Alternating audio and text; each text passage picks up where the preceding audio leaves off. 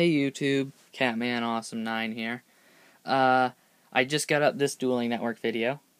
There's a deck profile at the beginning of it for a Gladiator Beast deck I like to build, and it's a very fun deck, and in the video I was really surprised that I actually won that game.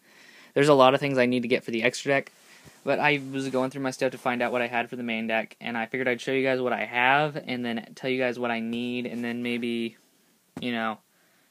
I don't really have a trade binder to post because I don't really have a binder set up yet, but I can show you guys some commons and stuff that I found that were kind of cool looking through all my stuff.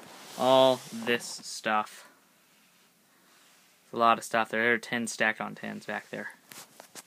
A lot of commons, but I figured I'd go through these real quick. So I have one of the 2 Hoplomys, one of the 2 Darius, the Bestiari, the Lanesta, the Dimikari, all 3 of the Equests, both of the Proving Grounds, both of the Respites, and 2 War Chariots. So I need another War Chariot, 3 Laquaris, 1 Darius, 1 Hoplomys, 1 Murmillo, 1 Rediari.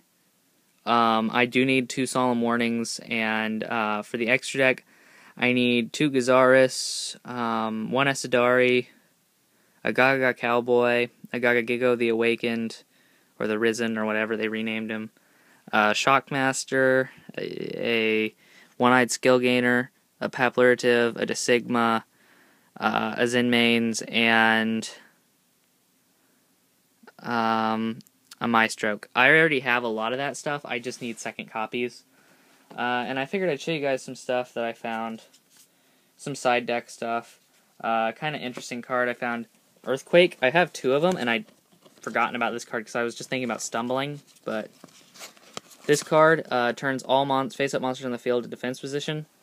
Could be kind of useful. I could think of a few decks that might help. I found 3 System Downs and 5 Trap Stuns. So if you're looking for Trap Stuns or System Downs, I have those.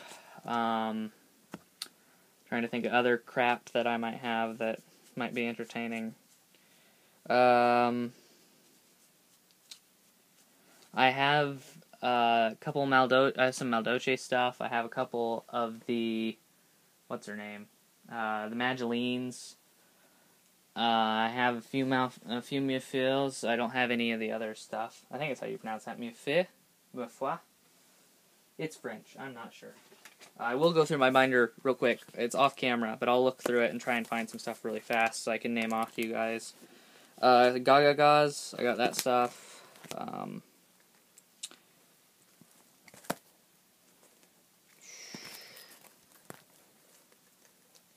Chaos Emperor Dragon.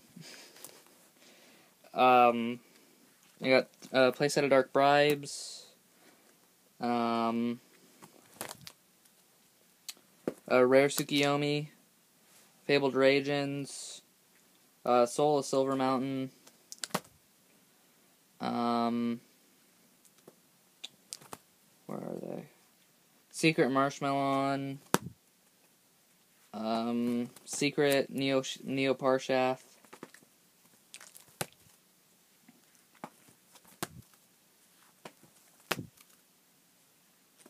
Ghost Jar Majestic Red Dragon. That one I will show you guys. That one's kind of cool. He's kind of useless and really hard to make, but yeah, he makes for a good binder piece. He looks cool. The only Ghost Jar I've ever pulled, so minus Ghost Golds, they don't count. I have the Sphinx, the Andro, Talea, Thinian, and Pyramid. I have a couple of those sets if anybody is interested in those. I have a Secret Zenmeister. I don't have a lot, really. Most of my stuff, it's in tins, and I don't like to go through it. But, yeah, that's about it. Feel free to check out the Gladiator Beast video. It's really cool. I do think that Glad Beasts in this format have a much better chance. Like last format, they were too slow. And in this format, I feel that with it being slowed down just enough, that Glad Beasts can fit their way into them, like at the very edge of the meta. And I know that Glad Beasts have top 32'd at a couple of YCSs. And I think that's really interesting. The War Chariot and Heraclinos are really, really good cards. I do have a Heraclinos somewhere, but I do have it. And they're just really interesting cards. Heraclinos can negate spell and traps over and over again as long as you have cards in your hand to dump for him. War Chariot can negate an effect anywhere. If they Valor you, you can negate Valor with War Chariot, which is hilarious. If they Sangan, you can negate Sangan with War Chariot. If they try and drop Caius to banish your Gizaris, War Chariot. It's just so cool, and there's just so many different things that you can do with Glad Beast. And I noticed that a lot of people run the Hero Lives version, and I've never seen that deck really actually be consistent. I've just never been able to. I've watched the profiles, and I've never felt that deck had enough synergy trying to combine heroes with Gladiator Beasts, because they just don't fit together all that well. I feel that Gladiator Beasts on their own are very good, and I feel that with their Xyz potential and their fusions and their synchro, well, not synchro potential because just Starlight Road, but just with their back row that they run and everything, they just work really well. And with Gladiator's Proving Ground, which is a card that nobody really runs with Gladiators, lets you add your Gladiators from your beasts from your deck to your hand. At 2 is just perfect. It's just like having an e-call. Earning it at 3 is like having your e-call and both your e-calls and your what's the name of your Rhoda. But it's not as important because you more want them in your deck than in your hand. But when you can get them to your hand, that's very important, and that's very good because that sets you up. So you're already, you've already got it, But if you watch the video, you can check out the deck profile on that. I think it's a really good deck. It feels really consistent to me this way. I just edited it before I played against that game, and I threw in the Lunesta, and as you guys can see here, it's kind of blurry, but there it is. I just threw in the Lunesta. I took out some stuff and put in more back row, the Wabukus. I just added Rediari, and the only reason I added Lunesta and Rediari is because they're Rediari is a great toolbox card, and I found that he is actually very good. He's very good to go into on occasion. You can really shut some decks down with him. And Lunesta, I only run it because it's got 1800 attack, 1200 defense. I don't really use it for its effect all that much. His effect is mandatory too, so if you do tag into him and you do have a Glad Beast in your graveyard, you do have to banish it and turn him into it. But it's only till the end phase, so I guess that's alright. He's really good because he can replace Bestiari. It's about the only thing I can think to use him for. Or you could turn him into a Laquari if you needed to. Like if you had if you had a Gizaris and another Glad Beast, you could go into a Heraclinos really quick. But at the same time, there's no real reason to. But because you can just go ahead and tag into that Laquari, unless you've somehow gotten all 3 of your Laquaris in the grave, which I really doubt. But really cool combos you can go into with the Glad Beasts. Between Murmillo, who destroys a monster, and Gizaris, or Bestiari, who pops 1 back row. If you do end up with 2 on your field, you can go into Bestiari and Murmillo, pop their back row, pop a monster, and then put them both back into the deck, bring out Gizaris. Gizaris' effect activates, and you get to destroy 2 spell or trap cards. Or 2 cards on the field. So you could pop up to 4 cards potentially and take field advantage with your back row. Because just by setting your War Chariot and a Bottomless. If you have War Chariot, Bottomless, and Heraclinos, you have answers. That's it. They can't really shut you down as easily. It's like War Chariot goes, no, you can't use any effects. Heraclinos goes, no, you can't activate any spell or trap cards. And Bottomless is like, sorry, you can't summon that monster who can get over Heraclinos. It's a very cool deck. I wouldn't consider it to be a troll deck, really. I think that it could have been a long time ago just because of its bouncing, that tagging in and out, that incessant, I'm here, now I'm gone, I'm here, now I'm gone. And it can get kind of annoying to your opponent.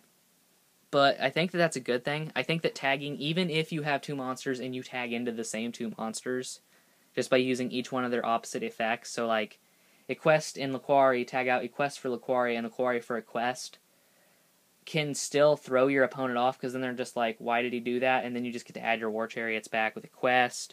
You can loop Equest like infinitely and get a whole bunch of War Chariots. And it can get really crazy.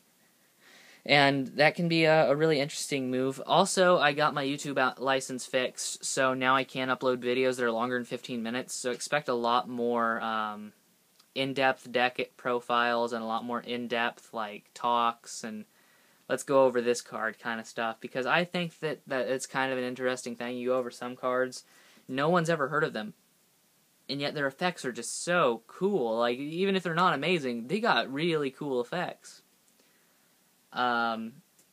Speaking of really cool effects in Gladiator Beasts, Octavius. Octavius, Alexander, and Spartacus are the three biggest attacking Gladiator Beasts that are above level 4. And you can tag into them. Here's the catch. Only Demikari can tag into Alexander, but when you tag into Alexander, he's unaffected by spell cards. 2400 attack. Kinda cool. Only Hoplomachus can tag into Spartacus. Spartacus grabs you an equip spell from your deck, or a Gladiator Beast equip spell from your deck. 2600 attack. Pretty awesome. And Gladiator Beast Octavius can be tagged into by anyone. When he hits the field, he destroys a spell or trap card, but he can't be tagged out. And if he attacks or is attacked, you have to discard a card, or he's shuffled back into your deck during the end of the battle phase.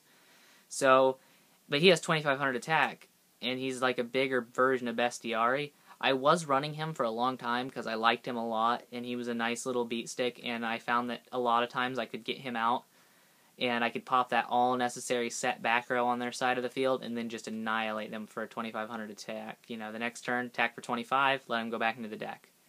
Or next turn, normal summon Bestiari, shuffle him back in, make Gazeris pop, attack, shuffle back in, grab Octavius and Bestiari, or not Bestiari, Marmillo, pop, or grab Laquari. I mean, there's so many options that Glad Beasts actually do have. Their major weaknesses are that they're very weak monsters. As you saw, 1800 is as high as their attack goes without being tagged in, which is Laquari, who comes in at 21. That low attack really sets them back and really makes it hard for them to attack. And that's the only way they can be tagged out, is if they battle. Another thing to note, if they activate anything like Mirror Force, like Draining Shield, Magic Cylinder, the attack is negated. The monster never battled, and the monster can't redeclare its attack. So they stopped your battling, and you you took damage, or they gained life points. Even though your monster wasn't destroyed, he still can't shuffle back in. And another thing of note, it is whenever they battle. So if your opponent attacks a Glad Beast, that's what Hoplomachus comes in handy for. 2100 defense, 4 stars. What you do is, if you don't top deck him, this is why I run my Gladiator Beast Proving Ground. It adds this to my hand, and I just set it. Set this, and set a couple back row if they attack into it. And then all I have to do is like set it like a Wabuku or a Compulse if they ran anything over it. They attack into it. Bam. You battled with a Glad Beast, even if it's point for point. Bam. He goes back into my deck, brings out Laquari. He goes back in my deck, he brings out Bestiari. He goes back into my deck, he brings out Darius, who lets me special summon Bestiari out of my graveyard, and then on my turn I get to put them both back and bring out Gazeris. So many good combos with Glad Beasts. And I don't run Test Tiger, because Test Tiger is a dead draw.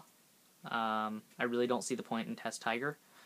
I think that the 3 best Glad Beasts in the whole deck are Bestiari, Darius, and Equest. I do not think Laquari is the greatest. I run him at 3 because he's a beat stick. And that's how I feel about the deck. I feel that it's a fun deck, and that's what makes it interesting. Like Gishki's. It's a fun deck, and that's what makes it interesting. Nothing to do with speed, nothing to do with power, nothing to do with abilities to win, nothing to do with ways to win. Just sheer fun, you know?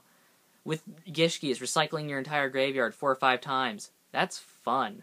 With Gladbeast, tagging out every single time they battle. That's fun. With Light Ray, Lightsworn, they win. That's not fun. With Chaos Dragons, that's not fun. They have broken cards that come to the field and win the game for them. That's not fun. Sure, it's fun when you're winning with it because you're like, hey, I'm the best, but really, are you having fun or are you dominating? And there are 2 different feelings you get from that. And I prefer to have fun. I haven't really had a lot of fun playing a lot of things lately, and I'm trying to make things more fun for me, and I thought Gladiator Beasts sound kind of cool. I remember when that deck was super meta and every card in it was like $10. How about I go try that out?